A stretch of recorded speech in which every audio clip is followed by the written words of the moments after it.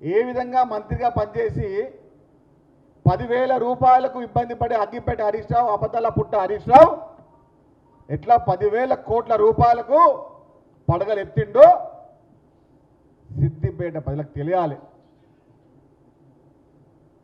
సిద్దిపేట ప్రజలకు రక్తాన్ని తాగి అటు పటాన్ చెరువులో, అటు సదాశివపేటలో, అటు జహీరాబాద్లో, ఇటు నారాయణఖేట్లో, ఇటు రామాయణపేటలో, అటు నర్సాపూర్లో, అటు సిద్దిపేటలో, ఆ చుట్టుపక్కల ఉన్నటువంటి దుబ్బాకలో, ఉమ్మడి మెదక్ జిల్లాలో హరీష్ రావు అరాచకాలు అన్నీ కావు. 10 సంవత్సరాలు భూబకాసురులాగా రక్తం తాగే రాక్షసునిలాగా డబ్బు మదం పట్టిన ఒక దుర్మార్గునిలాగా 10 సంవత్సరాలు ఉమ్మడి మెదక్ జిల్లాని దుర్మార్గంగా